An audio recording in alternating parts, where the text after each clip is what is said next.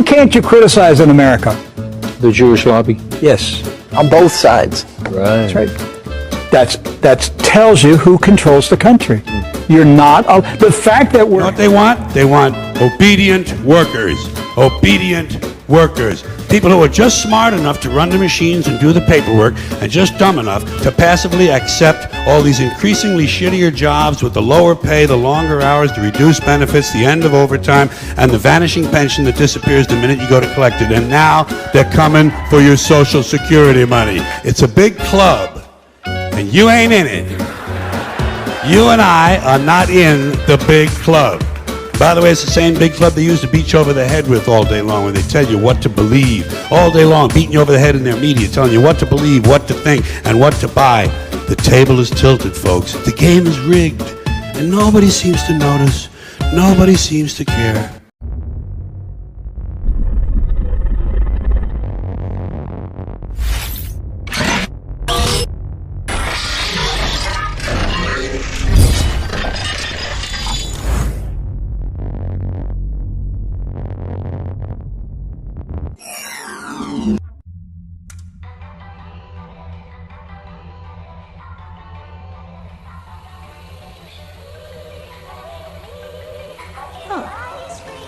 Hello. Good morning. It is time for ice cream. What's good? What's it? Eat the ice cream.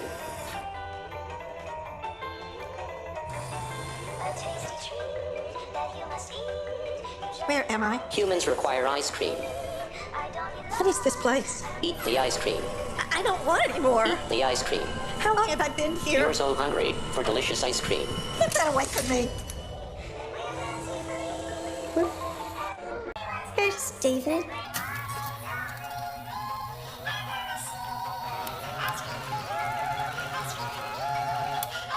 Everyone you love is gone. There is only ice cream. Eat the ice cream.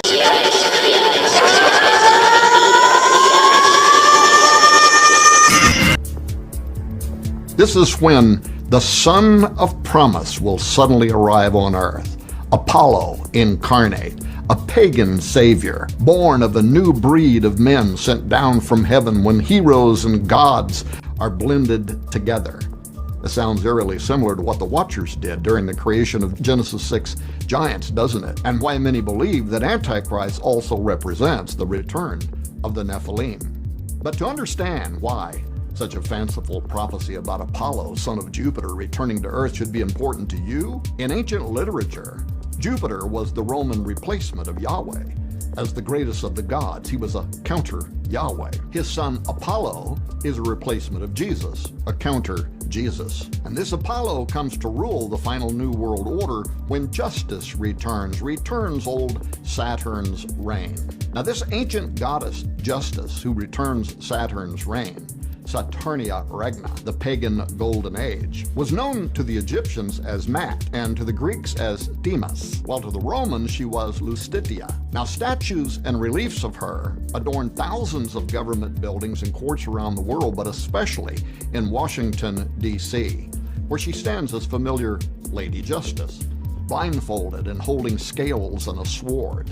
She represents, according to the prophecy, the enforcement of secular law, and is, according to this Sibyl's conjure, the authority that's going to require global compliance to the zenith of Satan's dominion, concurrent with the coming of Apollo. What's more, the Bible's accuracy concerning this subject is alarming, including the idea that pagan justice will require surrender to a satanic system in a final world order under the rule of Jupiter's son.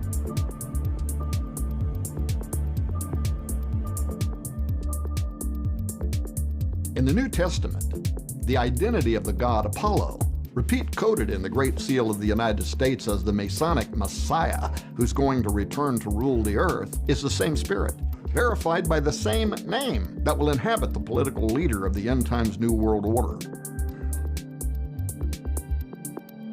For instance, according to key Bible prophecies, the Antichrist will be the progeny or the incarnation of the ancient spirit of Apollo. 2 Thessalonians 2:3 says, "Let no man deceive you by any means, for that day shall not come, except there come a falling away first, and that man of sin be revealed, the son of perdition." And this is the Greek word apoleia, Apollo.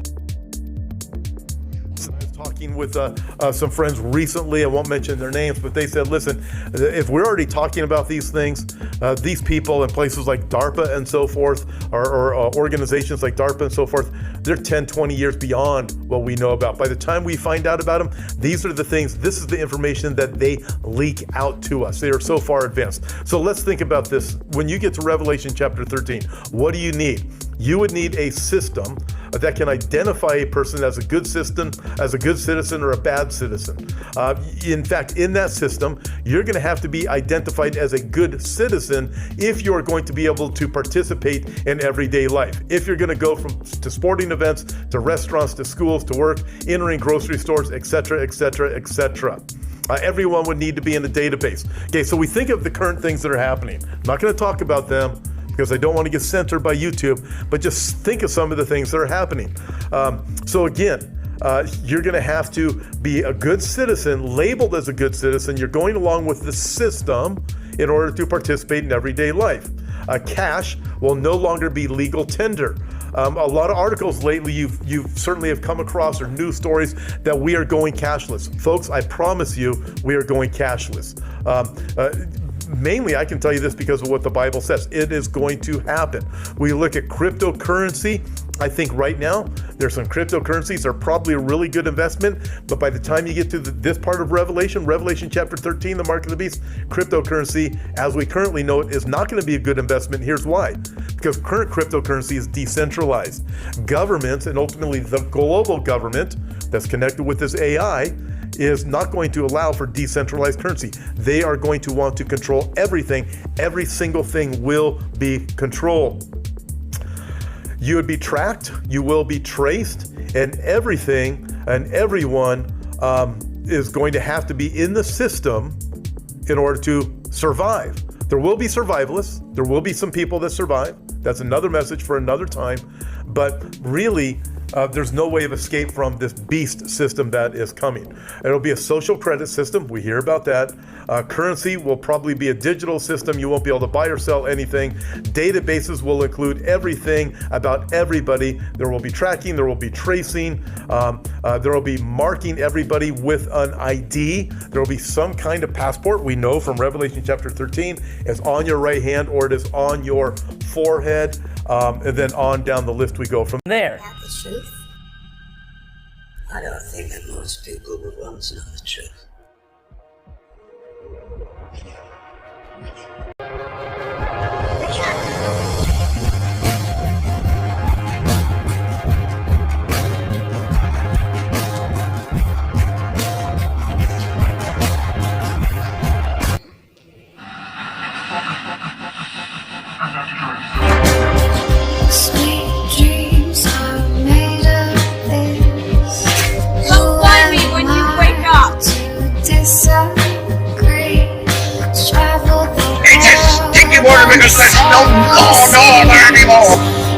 Sure.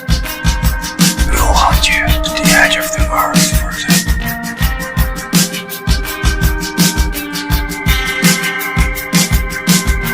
In space, the stars. There is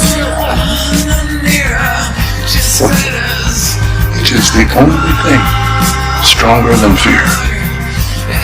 A little hope is effective. A lot of hope is dangerous. We're all slaves. Some of them want to use you. Some of them want to get used by you. Some of them want There's no right, there's no wrong, there's only popular opinion. Some of them He set me up. I was framed. I'm completely innocent. He is the worm that has been eating at the core of our great society.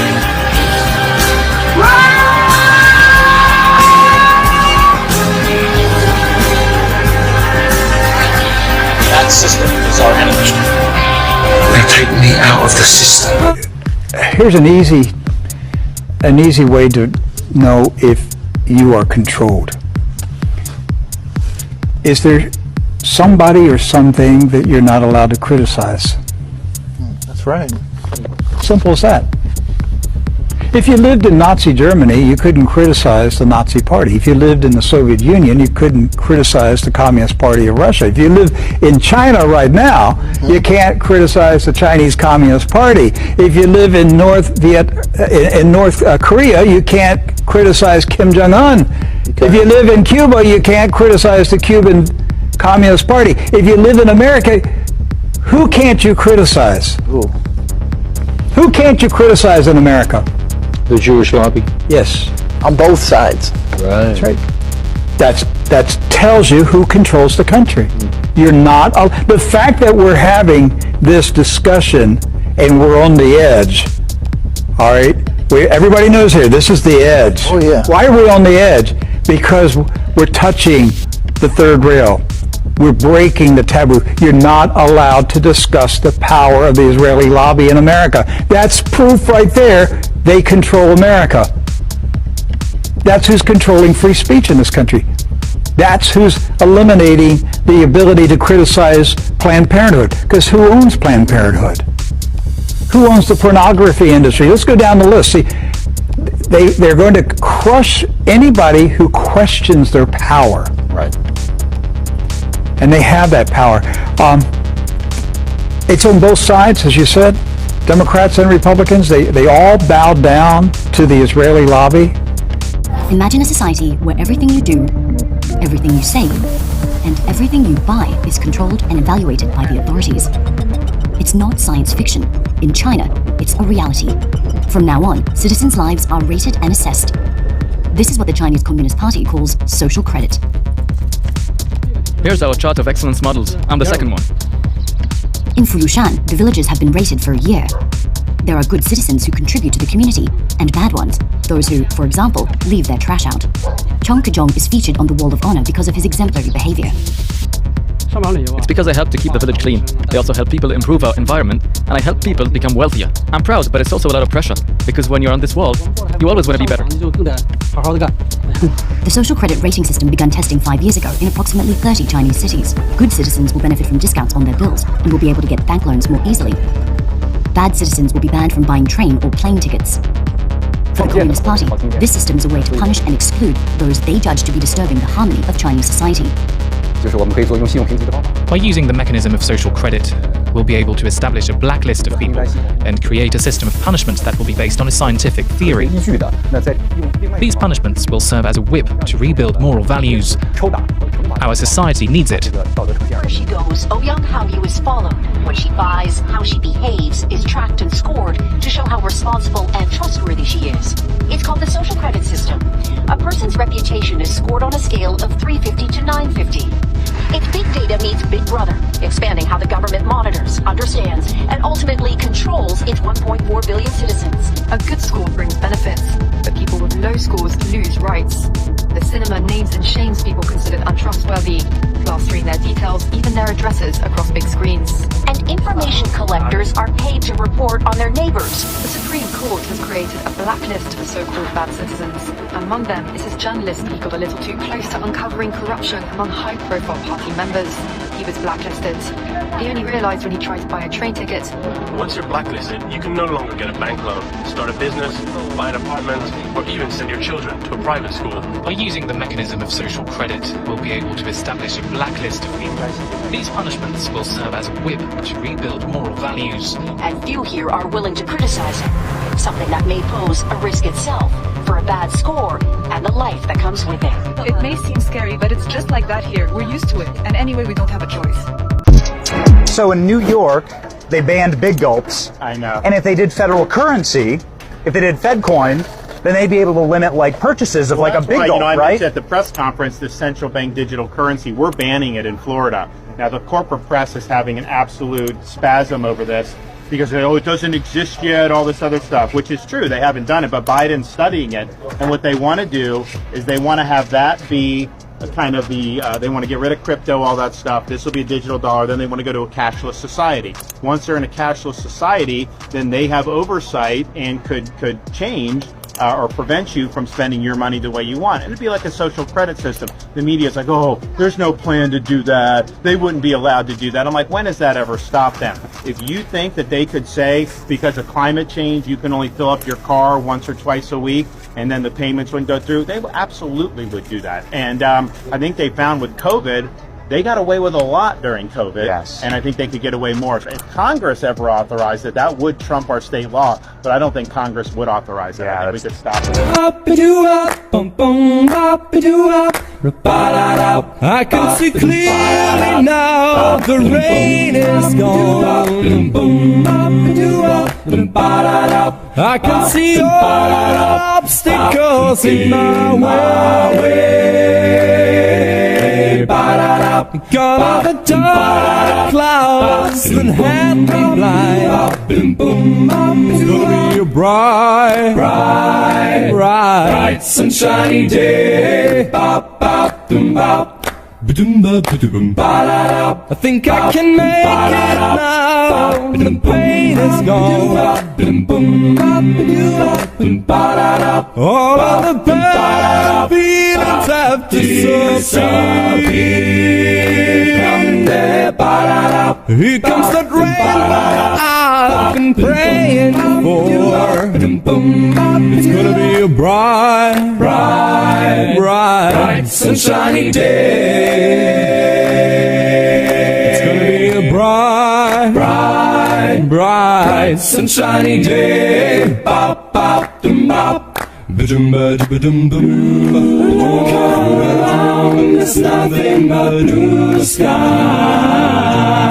Anywhere you go, straight ahead. There's nothing but blue sky.